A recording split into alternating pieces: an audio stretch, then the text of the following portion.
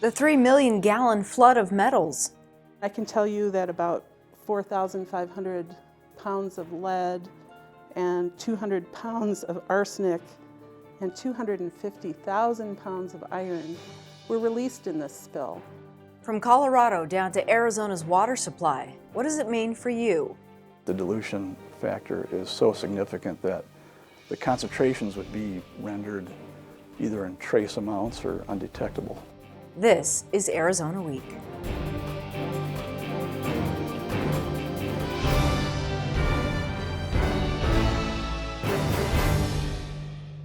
It's been 1 week since contractors with the Environmental Protection Agency caused a dam burst in one of Colorado's abandoned mines.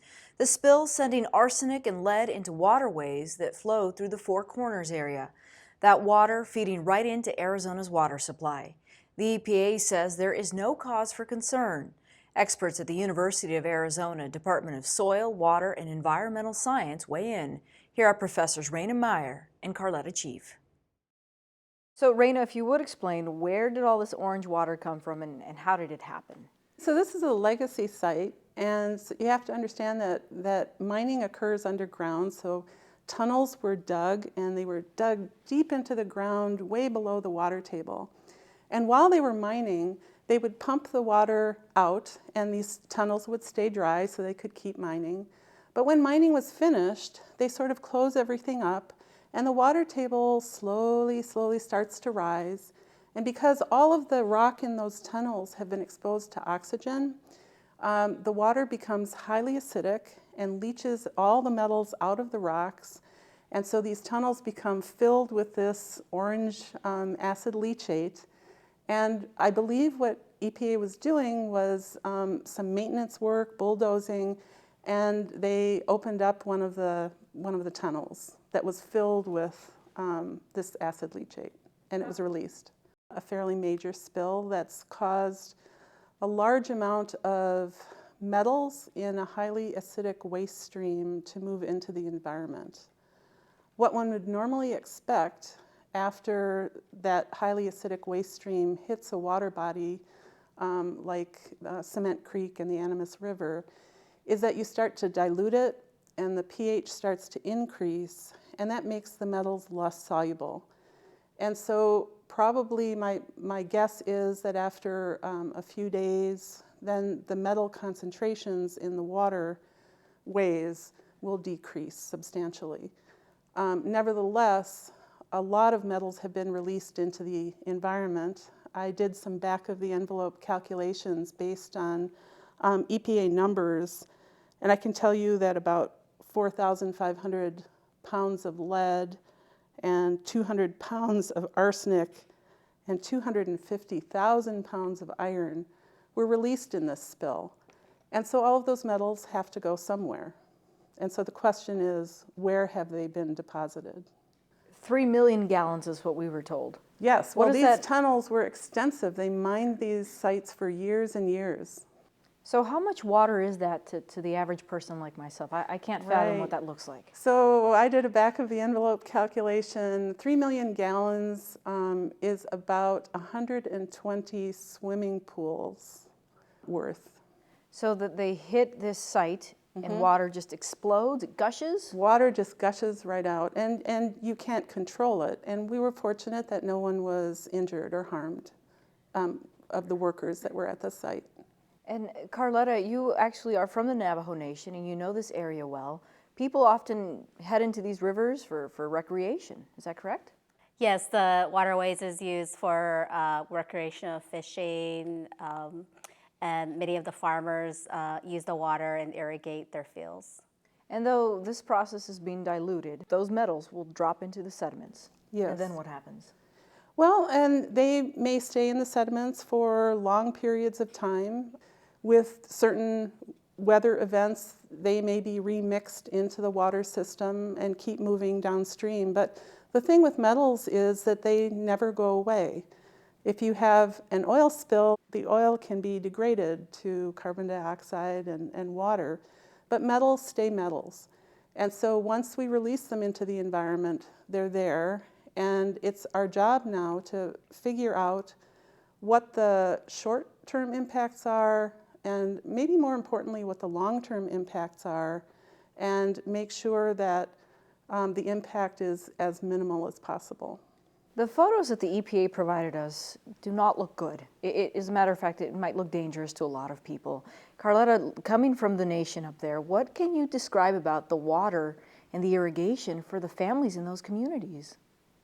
The water is very sacred to the Navajo people, not only to sustain their livelihoods, but also culturally and spiritually, the water is very sacred. And so the images that are seen is just horrific to the Navajo people. And people are just very concerned and very emotional about the spill. Both of you ladies wear a few different hats here at the university with your research. Raina, if you would tell us that one of them is with Superfund sites. Can you describe what that is? Do we have any in Arizona that we need to keep an eye out for? Sure. I'm the director of the Superfund research program here at the University of Arizona, and we actually focus our program on mining issues. And we work on the Iron King Mine and Humboldt Smelter Superfund site, which is in Dewey-Humboldt, Arizona. And it's what I think I've learned from my work with mining is that we have a legacy from the 1800s and on of both small and large sites that we have worked at, but not necessarily brought to a safe closure. And that's really what EPA was trying to do at the Gold King mine. They were trying to bring it to a safe closure, and there was an accident. And I would say part of the issue is that we have cut funding substantially to the EPA, and so it makes it harder and harder for them to carry out their work in a timely and safe manner. And so I think we need to rethink our support for agencies like that. And Carletta, living up on the nation, this has always been a fact of life, that there are these mines and that maybe this could happen? Yes, people are aware of all the mining activities, including the power plants. There's not a lot of support for this sort of mining at the community level. And so the Navajo Nation has always been concerned about possible impacts upstream. So if the irrigation is shut off, what does this do to the families in this area, and how do they, crops? I mean, where do they go from here? What happens next? That's a very good question. This season, we've actually have gotten more rain, so it is possible that the crops are far enough along and be sustained by the natural precipitation to get a relatively good harvest. But into the future, in terms of whether or not the irrigation system will be turned on, and if it doesn't, how that will impact the local farmers is of big concern and will be a big impact to the people's livelihood there. Carletta, talk about the program that you do here at the U of A that actually impacts these communities. At the University of Arizona, under the Superfund program, we have an outreach core that reaches out to vulnerable population in terms of mining impacts. And so in my program, I focus on tribes and have been working with tribal colleges developing educational learning modules focusing on mining impacts, environmental impacts, so that the tribes can have this information in a readily available form that they can use to understand mining and environmental impacts. Is it fair to say that some of these tribes are skeptical of the EPA at this point? The Navajo people and community are very suspicious about the EPA and the data that they are collecting, because they are the ones that caused the spill. And so there's a lot of mistrust occurring between the Navajo Nation and the EPA at this point. And Raina, part of that suspicion is because we simply don't know what the long-term, what the short-term effects of something like this will be. That is correct. It really looks like there are no short-term acute effects, meaning livestock and people have not been immediately sickened. But again, substantial amounts of metals have been released into the environment, and these metals are toxic, lead and arsenic. And we don't know what the long-term effects are to low exposures to these metals that might occur over longer periods of time. And I think it's really important that programs like the Superfund research program take a look at what the possible impacts might be, where the metals have gone, what concentrations exist. The University of Arizona can sort of act as a more neutral entity in making some of these measurements and putting out some of these reports. So we're not industry, we're not regulators. We're here to simply gather data and produce reports that other people can take and make policy decisions from. And so I think that's where a lot of different entities getting involved in looking at a site and a spill like this can be really important. You ladies are the experts in this field. Would you swim in that river? Would you fish? Would you use water for irrigation? Raina, we'll start with you. Well, I certainly wouldn't swim or fish when it's orange and looks really, really bad. I would believe that the EPA testing, I think they're doing a great job in trying to collect samples at the right places. I would probably use this recreationally. I'm not sure I would fish. I'm not sure I would necessarily graze livestock near the river because plants are known to take up metals from the sediment and soils, and so they can accumulate toxic metals in their shoot materials. So I think there are some things I would be a little skeptical about until I had more information. Carletta, would you agree? I think it's important to make sure the water's being monitored and looking at the water quality data. I personally would not swim in the stream or fish in the stream, but I would wait, to see what the water quality data to determine any further use, such as irrigation purposes. Raina, is this part of Arizona's mining history? You talked about that earlier. This is absolutely part of the mining history, and we all enjoy the benefits from mining. We use our phones, we use our computers, we use our TV recorders, and all of that takes mining. And so it's a really important industry. It provides a lot of economic benefits to us. But we haven't, on the other end, taken care of the environmental concerns after mining is finished. And so environmental stewardship is a really important component. The modern mining industry starts planning closure when they're planning to begin mining. It's part of the planning process. That wasn't true 100 years ago. And so we need to now invest in being good stewards of our lands and treating the legacy sites that we have. And unfortunately, that takes a lot of funding, and unfortunately, we've been through a recession, and I think it's time to start really looking at refunding some of these initiatives. Carletta, would you say that this is not about mining, or this is not so much about mining, it's about water and what water means for this community and for the Navajo Nation? I think for the Navajo people at the community level, it is about mining, and that there is a big opposition against extraction of these resources and how they will impact these, the Navajo community, the indigenous people. And so there's just a big concern, the disproportionate impact on people that have their spiritual and cultural livelihoods on the environment. Our beliefs, our identity are on the environment, and when that is desecrated, that is a very huge impact to the people at an individual level. The orange sludge is mostly gone, but as you heard the experts say, those metals will remain in the sediments. So how will that impact water in the short term and long term? Here's Tom Meixner, professor in the University of Arizona's Department of Hydrology. The Animus particularly, and the San Juan that are contributed, probably, I think they may be safe, but I think the EPA and the two state governments and the Navajo Nation, I think they want to make sure before they let people particularly start using it to irrigate fields or divert it for drinking water.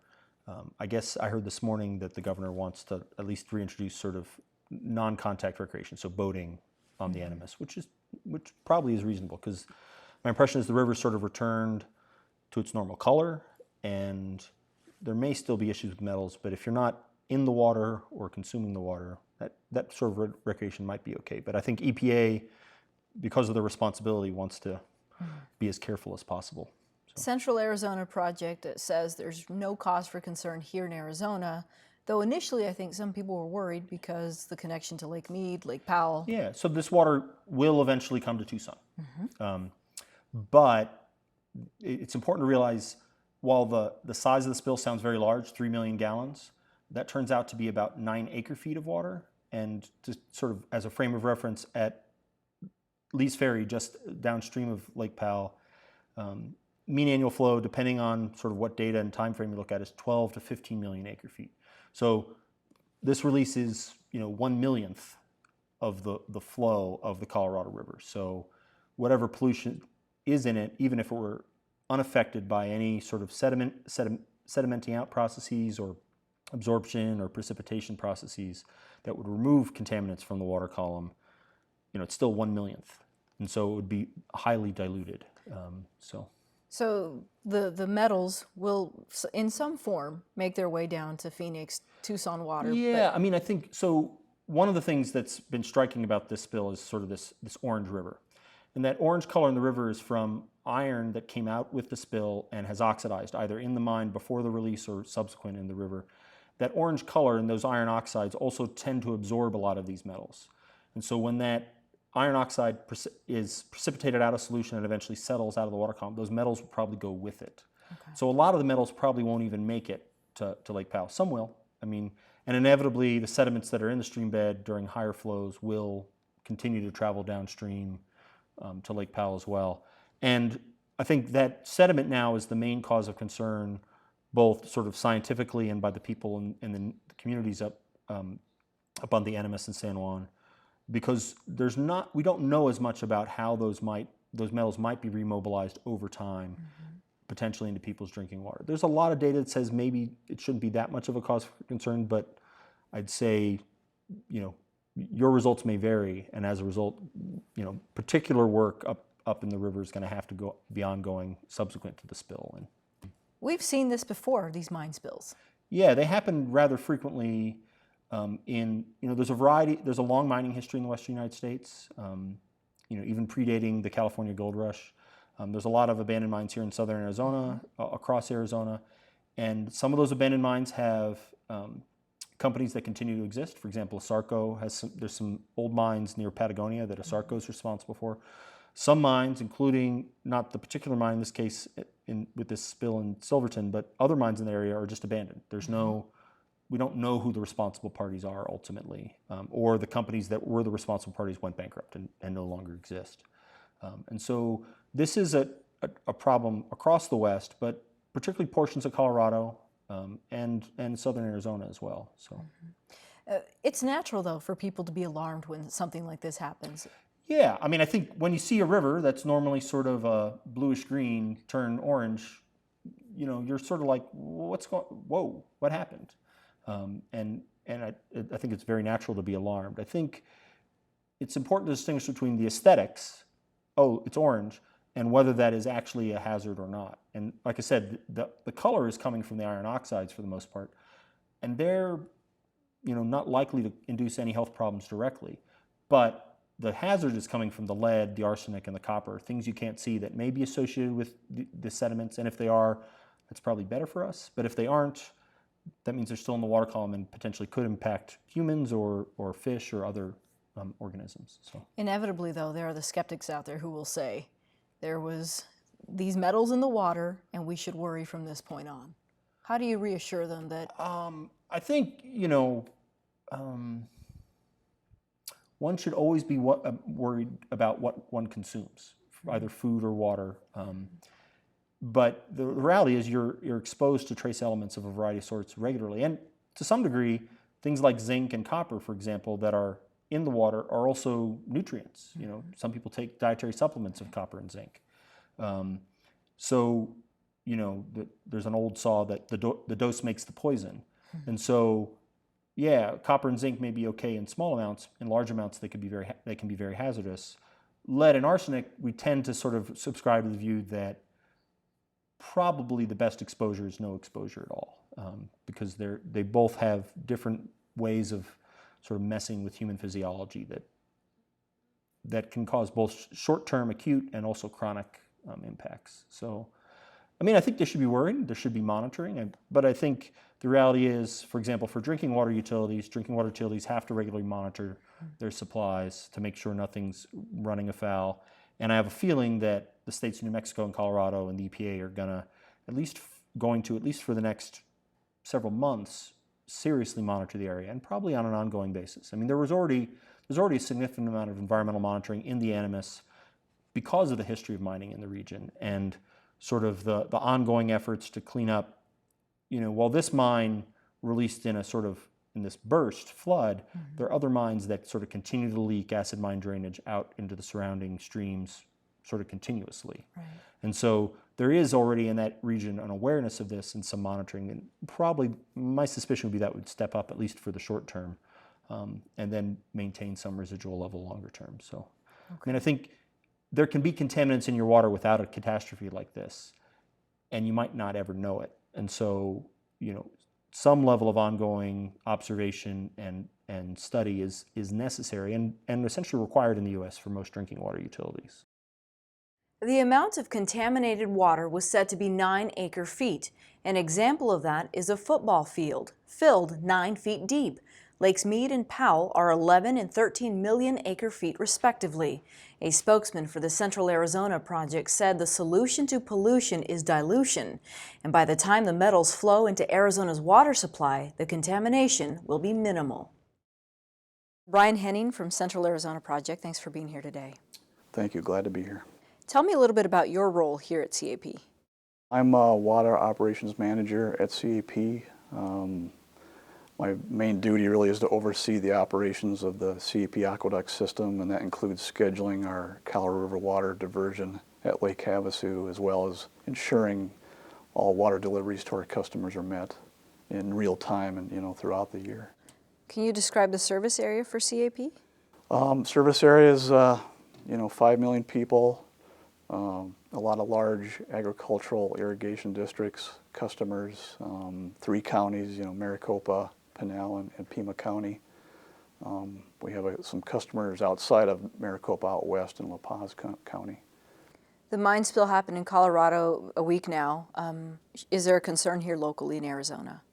There shouldn't be any concern, I think, to Arizona, particularly for the water supplies of CAP and other Colorado River contractors at Lake Mead and downstream. Why is that?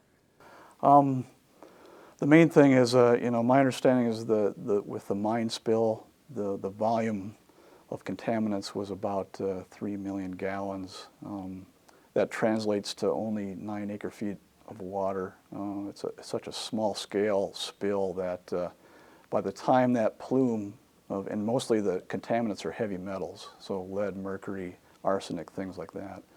By the time that plume would make it down the Animas River into the San Juan and into Lake Powell, it's going to dilute already, but right now the storage volume at Lake Powell is about 13 million acre-feet. So you got 9 acre-feet being dispersed into 13 million acre-feet. The dilution factor is so significant that the concentrations would be rendered either in trace amounts or undetectable. What is CAP doing as far as measuring or conducting testing to ensure that everything that you're saying actually matches with what you're seeing out in the field? A couple things just for due diligence and to be proactive. We're going to do a little additional water quality testing out at Lake Havasu to Mark Wilmer pumping plant intake. But the biggest protocol for us is we're going to work closely with Southern Nevada Water Authority up at Lake Mead and Bureau Reclamation. Southern Nevada Water Authority is going to step up their water quality testing, particularly for these priority pollutants, so these heavy metals, that kind of thing. And if they get any detects even of trace amounts, they will be in touch with CEP and other agencies and communicate that, and then we'll go from there. Maybe we'll step up our water quality testing even more. We definitely will communicate to our customers and all the stakeholders, what's going on. But with the dilution factor and the time, it could be several months before any of these contaminants make it through Lake Powell just to get to Lake Mead, for example. So Brian, what if the spill were larger and it reached Lake Powell, Lake Mead much sooner? Would there have been a concern, and is there a plan in place? Yeah, there certainly would have been a concern. The key to that is that, once again, we'd work with Southern Nevada Water Authority as our first trigger and alert for the concentrations and reclamation, and see. And even in Lake Mead, it could take several days to weeks for that water would make it down to our intake at Lake Havasu. The key to us is we're a raw water purveyor. We don't treat the water, so it's key just to have excellent communication with our customers and their water treatment plants. So we give them as much information, heads up, and data so they can adjust and react accordingly. But they would have to react with their water treatment processes to handle any of these, like heavy metals or pollutants or anything like that. So really, that's the best we could do. At that point, we can't really shut down. People need the water. The municipal customers as well as our irrigation district. So we just have to communicate more with and make sure everybody's clear on what's coming and what they have to do to react to. What was the mindset of CAP during the initial news that this mine spill had occurred? When I heard about it, when I heard about the volume of the spill, 3 million gallons, my first thought is dilution. It's just there's not going to be any impact to anybody downstream of Lake Powell, more than likely.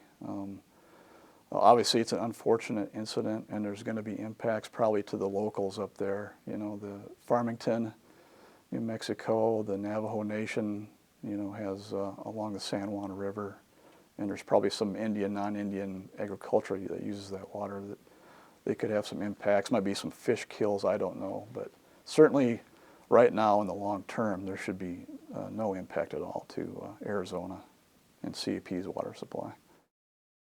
And that's our program. Thanks for watching. Next week, we'll visit with leaders from all over Arizona as they gather for the annual conference of the League of Cities and Towns.